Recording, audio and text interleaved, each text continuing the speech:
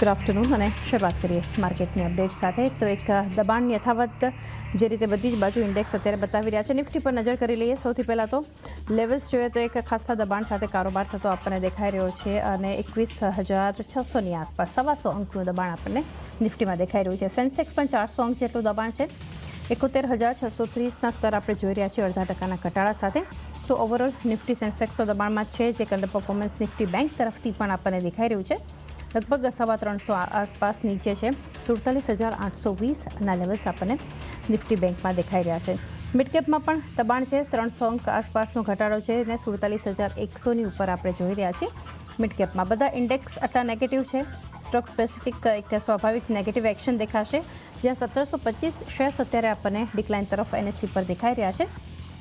Negative market breath અને 1587 shares અત્યારે વધી રહ્યા છે.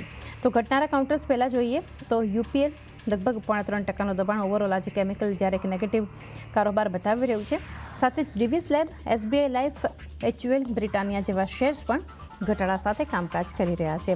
વધનારા શેર્સ જોઈએ તો અદાની પોર્ટ 2%ની મજબૂતી નિફ્ટી ગેનરમાં, પાવર ગ્રીડ, BPCL, NTPC જેવા શેર્સમાં આપણને મજબૂતી દેખાઈ રહી છે. પરંતુ ઓવરઓલ એક દબાણ માર્કેટમાં ઇન્ડેક્સ અને સ્ટોક સ્પેસિફિક આપણને મળી રહ્યું છે. વધારે આગળ ચર્ચા કરીએ સ્ટોક સ્પેસિફિક અને માર્કેટ પર આપણા એક્સપર્ટ સાથે. LKP સિક્યુરિટીઝના કુનાલ શાહ આપણી સાથે જોડાઈ ગયા છે. કુનાલ, ગુડ આફ્ટરનૂન, સ્વાગત છે આપનું. અને એક સમજીએ પહેલાં તો માર્કેટને, કારણ કે જે એક શરૂઆત આજે જોઈએ ખાસું દબાણ ઓવરઓલ ઇન્ડેક્સ બધા નિફ્ટી બેંક બતાવી રહ્યું છે આપણને. મિડકેપમાં પણ મજબૂતી ટકી નહીં, સ્ટોક સ્પેસિફિક નેગેટિવ એક્શન છે. આ બધા વચ્ચે કઈ રીતે તમે આગળ જોઈ રહ્યા છો ચાલ માર્કેટની, કુનાલ? ગુડ આફ્ટરનૂન ચાંદની. આજના સેશનમાં સ્પેસિફિકલી આપણે જોયું છે કે હાયર લેવલથી આપણને સારું સેલિંગ પ્રેશર આવ્યો છે. બટ ઓવરઓલ અગર તમે બ્રોડર ટ્રેન્ડની વાત કરો તો માર્કેટ હજી પણ એક રેન્જમાં જ અટકાયેલું છે. 21,500 સપોર્ટ છે નિફ્ટી માટે, 21,800નું રેસિસ્ટન્સ છે. તો આ 300 પોઈન્ટની રેન્જ છે. હવે આ સપ્તાહથી આપણા આઈટીના બધા રિઝલ્ટ્સ આવવાના સ્ટાર્ટ થઈ જશે, તો ત્યાં વેટેજ નિફ્ટીની વોલેટિલિટી આપણને ત્યાં દેખાશે. સો અગર 21,500 તોડે છે ક્લોઝિંગ બેસિસ ઉપર, પછી જ શોર્ટની પોઝિશન્સ ફ્રેશ ક્રિએટ કરવી જોઈએ. ત્યાંથી આપણે એક સારું સેલિંગ પ્રેશર 21,200 સુધી આવતા જોઈ શકે છે. વરના માર્કેટ 21,008 સુધી વાપસ એક પુલબેકની રેલી આપી શકે છે. જ્યાં સુધી બેંક નિફ્ટીની વાત છે ત્યાં અંડરટોન હજી પણ બુલિશ છે. ફિલહાલ જ્યાં બેંક નિફ્ટી ટ્રેડ કરે છે ક્રિટિકલ સપોર્ટ પર છે 47,700. અગર આ સપોર્ટ તૂટી જાય છે આજના ટ્રેડિંગ સેશન પર, અગર ક્લોઝિંગ બેસિસ પર, તો શાયદ આપણે વાપસ હજી સેલિંગ પ્રેશર ડાઉન સાઇડ ઉપર પણ જોશું બેંક નિફ્ટી માટે પણ. બટ જે તમે વાત કરી નિફ્ટી અને બેંક નિફ્ટી બંને હજી પણ રેન્જમાં છે, રેન્જ તોડી નથી. જે સાઈડ આ રેન્જ તૂટશે ત્યાં આપણને એક ફ્રેશ ડાયરેક્શનલ મોમેન્ટમ દેખાશે. સો બેંક નિફ્ટી માટે ઉપરમાં તમે જોશો તો 48,300, 48,500 એક ક્લસ્ટરનું હર્ડલ છે. એ એકવાર સરપાસ થઈ જશે પછી આપણે 50,000ના લેવલ્સ માટે પણ અપસાઇડ માટે રેડી થઈ જશું. સો લોંગ્સ અગ્રેસિવલી નથી કરવા કરંટ લેવલથી, કારણ કે વોલેટિલિટી કાફી હાઈ છે. 47,700 અગર તમે લોંગ પોઝિશન્સ બેંક નિફ્ટીમાં હોલ્ડ કરો છો તો 47,700નો ફ્યુચરમાં સ્ટોપ લોસ રાખીને રાખો. અગર એ ટ્રિગર થઈ જાય છે તો પછી લોંગ પોઝિશન્સ એક્ઝિટ કરી દો. ત્યાં સુધી તમે તમારે લોંગના ટ્રેડમાં ઊભા રહી શકો છો. ફ્રેશ બાઇંગ કરવી છે અગર બેંક નિફ્ટીમાં, તો ફ્યુચર અગર 48,300 ક્રોસ કરે છે પછી તમે ફ્રેશ લોંગ પોઝિશન ફ્યુચર્સમાં ક્રિએટ કરી શકો છો. ઓકે, તો ઓવરઓલ એક વ્યૂ આપણને સેટઅપ આગળ માર્કેટ માટે બનતું દેખાઈ રહ્યું છે. સ્ટોક સ્પેસિફિક જોઈએ તો આજે એક ફોકસ જે ખાસ કરીને આવતું દેખાઈ રહ્યું છે મેટલ ક્લોર કેમિકલના વપરાશ માટે પ્રતિબંધ આવવાથી આરતી ઇન્ડસ્ટ્રીઝ આજે ફોકસમાં છે. ખાસો ઘટાડો આવ્યો છે, પરંતુ શું ડિટેલ્સ બનતી દેખાઈ રહી છે સહયોગી તૃપ્તિ કપૂરિયા પાસેથી જાણીએ. તૃપ્તિ, ગુડ આફ્ટરનૂન. અને ખાસો ઘટાડો છે, શું કારણો છે અને ડિટેલ્સ શું છે? ગુડ આફ્ટરનૂન ચાંદની. આપણે જોયું છે કે જે દિવસ દરમિયાન આપણને કેમિકલ સેક્ટર્સમાં ઘણો જ ઘટાડો જોવા મળ્યો છે. એનું મેઇન કારણ એ છે કે મેટોકોલ કરીને જે કેમિકલ્સ છે તેના વપરાશ માટે હવે EU તરફથી એક પ્રતિબંધ લગાડવામાં આવ્યો છે. અને આ જે કેમિકલ્સ છે તે હર્બિસાઇડ બનાવે છે, અને હર્બિસાઇડ જે છે તેને કારણે કરીને જમીન ખરાબ થવાનો ડર હોય છે. એટલું જ નહીં, કેન્સર થવાની પણ તેમાં ભય વધે છે, જેને કારણે કરીને આ કેમિકલ્સ પર હવે પ્રતિબંધ લગાડવામાં આવી રહ્યો છે. અને ખાસ કરીને ફ્રાન્સ અને જર્મની તે મોટું માર્કેટ છે આરતી ઇન્ડસ્ટ્રીઝ માટે, અને ત્યાં કારણસર EUએ આ બધા જ એક પ્રતિબંધ જે કેમિકલ્સ પર લગાડવાનો તેમને નિર્ણય લીધેલો છે. એટલું જ નહીં, આના પર ઇક્વિરિસ બ્રોકરેજે પોતાનો એક રિપોર્ટ જાહેર કર્યો છે આરતી ઇન્ડસ્ટ્રીઝ પર, અને ખૂબ જ નેગેટિવ રિપોર્ટ આપણી સમક્ષ આવતો જોવા મળી રહ્યો છે. તેમનું કહેવું એવું છે કે આ પ્રતિબંધને કારણે કરીને કંપનીની જે કિંમત છે અને તેના વોલ્યુમ પર અસર જોવા મળી શકે છે. અને એટલું જ નહીં, મેટોક્લોરની તે કારણે કરીને UPL પર પણ તેની ક્ષમતા જે છે તે વધુ છે અને તેના પર પણ ઇમ્પેક્ટ આવી શકે છે.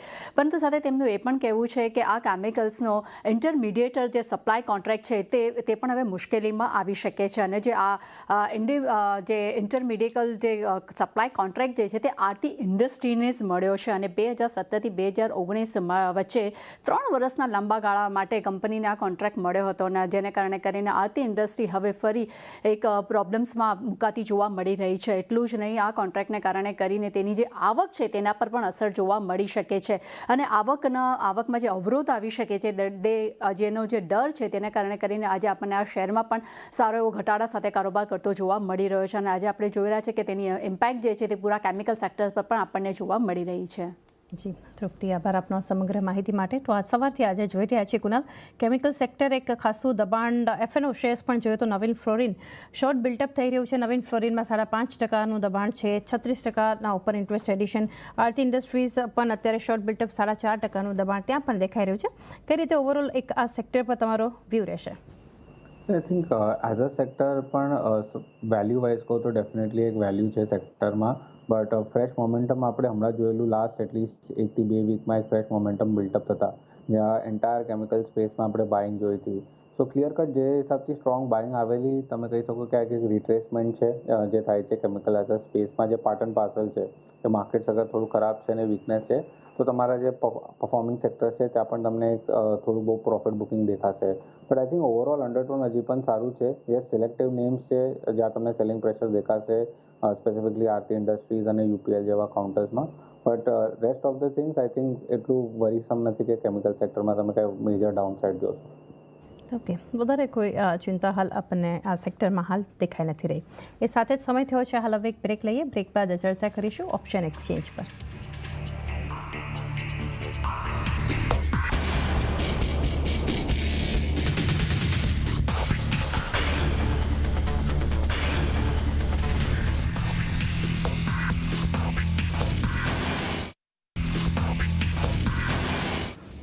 સ્વાગત છે એક વાર ફરી વાયદાથી ફાયદો પર આપનું. અને હવે ચર્ચા કરીએ ખાસ સેગમેન્ટ ઓપ્શન એક્સચેન્જ પર.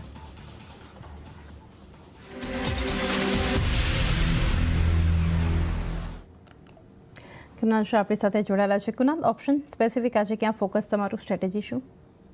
આઈ થિંક ચાંદની, જે આપણે વાત કરી કે માર્કેટ એક ક્રિટિકલ સપોર્ટની આસપાસ અગર આ તૂટું તો સારો એવો કરેક્શન પણ આવી શકે છે. વોલેટિલિટી કાફી હાઈ રહેશે. એના પર મારું રેકમેન્ડેશન હશે કે તમે નિફ્ટીમાં એક ઓપ્શનની સ્ટ્રેટેજી બેસાડી શકો છો, જ્યાં તમે લોંગ સ્ટ્રેડલ કરી શકો છો. 21,600નો કોલ ઓપ્શન અને 21,600નો પુટ ઓપ્શન, બંને ઓલમોસ્ટ 195ના કમ્બાઇન પ્રીમિયમની આસપાસ ટ્રેડ કરે છે. તમે કરંટ લેવલ્સ એને લોંગ કરી શકો છો, બાય કરી શકો છો. કારણ કે અગર મોમેન્ટમ એક મોટી આવી ડાયરેક્શનલ મુવમેન્ટ, એટલી 300-400 પોઈન્ટનું મોમેન્ટમ કંઈ પણ સાઈડ આવી શકે છે. સો ત્યાં તમે 195ની આસપાસથી ટ્રેડ કરે છે, તમે બાય કરી શકો છો. તમારે 120નો નીચે એક સ્ટોપ લોસ રાખવાનો છે સ્પ્રેડ માટે. મારા જે ટાર્ગેટ્સ મને દેખાય છે એના માટે ફર્સ્ટ છે એ છે 295નો અને સેકન્ડ ટાર્ગેટ છે 320નો. આ પૂરી સ્ટ્રેટેજી વ્યૂ પર છે કે એક સારું ડાયરેક્શનલ મોમેન્ટમ માર્કેટમાં આગળ જતાં આપણને નેક્સ્ટ 2 થી 3 દિવસમાં દેખાશે. ઓકે, તો જે સ્ટ્રેટેજી નિફ્ટી પર 21,600ના કોલ અને પુટ પર છે, લોંગ કરી શકો છો તમે. લેવલ્સ 120 સ્ટોપ લોસના ધ્યાનમાં રાખવાના છે. 295-320ના લક્ષ્યાંક માટે એક આ સ્ટ્રેટેજી 21,600ના કોલ અને 21,600ના પુટ પર આપણને મળતી દેખાઈ રહી છે. સ્ટોક સ્પેસિફિક ચર્ચા આગળ વધારીએ તો GMR એરપોર્ટ્સ પર એક વ્યૂ, કુનાલ. કારણ કે એક મજબૂતી આજે માર્કેટ ખુલતાની સાથે જ આપણને એક બ્લોક ડીલ પણ જોવા મળી. GMR એરપોર્ટ્સ નવા લેવલ્સ 88 પણ આપણને દેખાય અને અત્યારે એની પર જ ટ્રેડ થઈ રહ્યું છે. લોંગ બિલ્ટઅપ છે 6%ની મજબૂતી સાથે અને 10%ના ઉપર ઇન્ટરેસ્ટ એડિશન બતાવી રહ્યું છે. કઈ રીતે વ્યૂ રહેશે એના પર? આઈ થિંક એક one of the most out performing stock રહ્યો છે. લાસ્ટ તમે 2 મહિનાના ડેટા પણ લેશો તો ડેફિનેટલી મોમેન્ટમ કાફી સ્ટ્રોંગ છે. બટ જે હિસાબથી આપણને રેલી આવી છે, રિસ્ક રિવોર્ડ કરંટ લેવલ્સથી નથી બેસતો. અગર કોઈ લોઅર લેવલ્સથી હોલ્ડ કરે છે તો કન્ટિન્યુ કરે. હોલ્ડ કરતા સ્ટોક એટલીસ્ટ તમને 95-96ના લેવલ્સ દેખાડી શકે છે. પણ અગર ફ્રેશ એન્ટ્રી લેવી હોય તો તમે કોઈ ડિપનું વેઇટ કરો. આઈડિયલ ઝોન હશે બાય કરવા માટે સ્ટોકનું 78-79ની આસપાસ. અગર ત્યાં મળે છે તો તમે ફ્રેશ પોઝિશન્સ ઇનિશિએટ કરી શકો છો. ઓકે, તો એક વ્યૂ આપણને બનતો ઓવરઓલ દેખાઈ રહ્યો છે GMR એરપોર્ટ્સ પર. વધુ એક કાઉન્ટર છે મજબૂતી, TVS મોટર પણ બતાવી રહ્યું છે. શોર્ટ કવરિંગ થઈ રહ્યું છે ત્યાં કુનાલ TVS મોટરમાં 3% ઉપર છે. 2.5% ઉપર ઇન્ટરેસ્ટ કટ થયા છે. આના પર કઈ રીતે સલાહ? थिंक डेफिनेटली ચાર્ટ કાફી પોઝિટિવ છે. 20-ડે મૂવિંગ એવરેજની ત્યાંથી સપોર્ટ પણ લીધું છે અને એક ટ્રાયંગલ પેટર્નનો બ્રેકઆઉટ પણ આવ્યો છે ટેકનિકલ ચાર્ટ ઉપર. અને બેસ્ટ પાર્ટ છે કે બ્રેકઆઉટ જે આવ્યો છે વોલ્યુમ સાથે સપોર્ટિવ પણ છે. સો 2100 2120ના લેવલ્સ શોર્ટ ટર્મમાં આવી શકે છે સ્ટોકમાં. 2000 હવે એક સ્ટ્રોંગ બેઝ બની ગયો છે. સો જ્યાં સુધી આ નહીં તોડે ત્યાં સુધી આ મોમેન્ટમ કન્ટિન્યુ રહેશે. ઓકે, તો એક વ્યૂ અહીંયાથી આપણને એક બનતો દેખાઈ રહ્યો છે ટીવીએસ મોટર પર.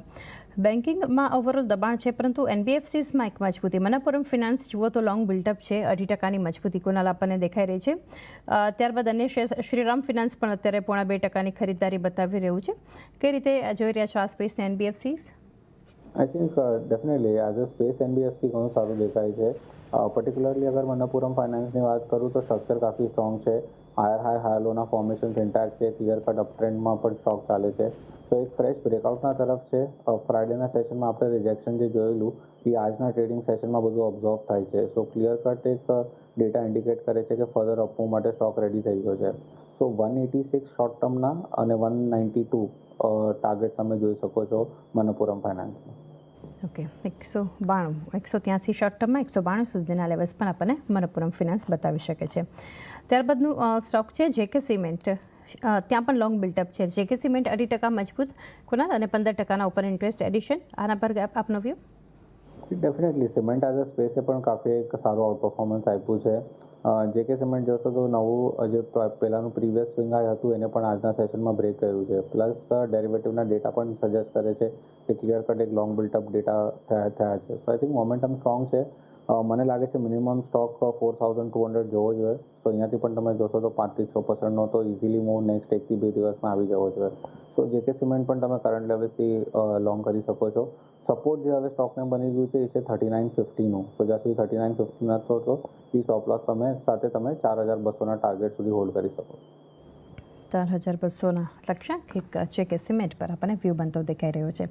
એ સાથે જ સમય થયો છે હાલ હવે એક બ્રેક લઈએ. બ્રેક બાદ જાણીશું કુનાલના ટ્રેડિંગ કોલ્સ.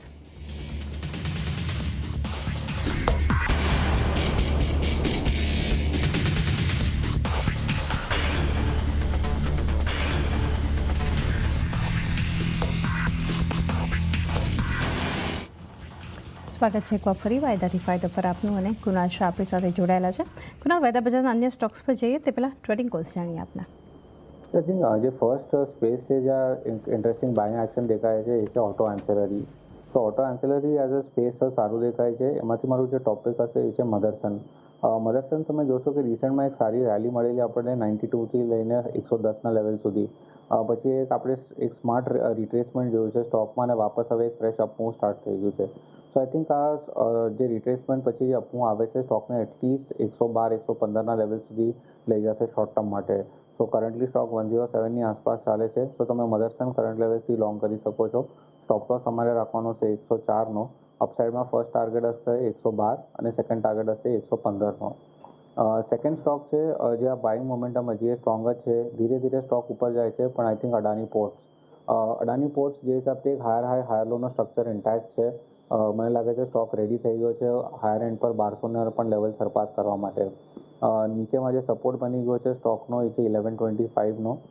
તો અગર 1125 થોડો તમારો સ્ટોપ લોસ દૂર થઈ જાય તો કોઈને અગર એટલી મોટી રિસ્કી બેટ નથી લેવી તો 1140નો પણ તમે સ્ટોપ લોસ રાખી શકો છો. સો 1170 સ્ટોક ચાલે છે. 1140નો એક સ્ટોપ લોસ રાખો. અને અપસાઇડમાં ફર્સ્ટ ટાર્ગેટ હું જોઉં છું એ છે 1210નો અને સેકન્ડ ટાર્ગેટ છે 1240નો. ઓકે, તો સંવર્ધન મધરસન 104 સ્ટોપ લોસ, 112, 115ના levels. Adani port 1125 stop loss અથવા 1140નો પણ એક તમને સ્ટોપ લોસ મળતો દેખાઈ રહ્યો છે. 1210, 1240ના લક્ષ્યાંક અહીંયા બનતા દેખાઈ રહ્યા છે. ઓએમસીઝમાંથી એચપીસીએલ, બીપીસીએલ, આઈઓસી આ શેર્સમાં જે એક આપણને ખરીદદારી આજે સવારથી જોઈ રહ્યા છે. કુનાલ, માર્કેટ ઘટી રહ્યા હતા ત્યારે પણ જો કે ઉપરના લેવલથી થોડું કરેક્શન છે, પરંતુ આ શેર્સ કઈ રીતે જોઈ રહ્યા છો? આમાંથી કોઈ પસંદગી?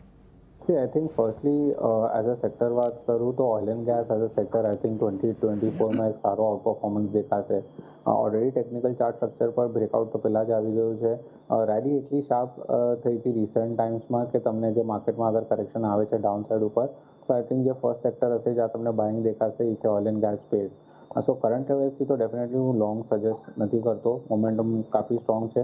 બટ આઈ થિંક કોઈ કરેક્શન તમને મળે તો તમે યુટિલાઇઝ કરો એ સેક્ટરમાં બાઇંગ કરવા માટે. જે પણ ઘટાડો મળે તમને 3%, 5% યા 6%નો પણ મળે તો એક આઈડિયલ ઓપોર્ચ્યુનિટી હશે વાપસ લોંગ પોઝિશન્સ ઇનિશિએટ કરવા માટે. અને સ્ટોક્સ જ્યાં સુધી વાત કરું તો પ્રેફરન્સમાં ફર્સ્ટ ટોપ પિક હશે હિન્દ પેટ્રો, પછી IOC અને પછી BPCL. ઓકે, તો એક વ્યૂ HPCL, IOC અને ત્યારબાદ BPCL પર પસંદગી. એ સાથે જ કુનાલ, સમય થયો છે રજા લઈએ આપના ડિસ્ક્લોઝર્સ. હવે જેટલા પણ સ્ટોક ડિસ્કસ કરી રહ્યા છે મારા ક્લાયન્ટ્સને પણ ડેફિનેટલી સજેસ્ટ કરે. જી આભાર અમારી સાથે જોડાઈ અને વાયદા બજારના સંકેતો પર ચર્ચા કરી. તો એ સાથે જ હાલ સમય થયો છે વાયદાથી ફાયદોમાં. બસ આટલું જ, મને પણ આપશો રજા. આગળ નીરજ લઈને જોડાશે ક્લોઝિંગ બેલ. જોતા રહો CNBC બજાર.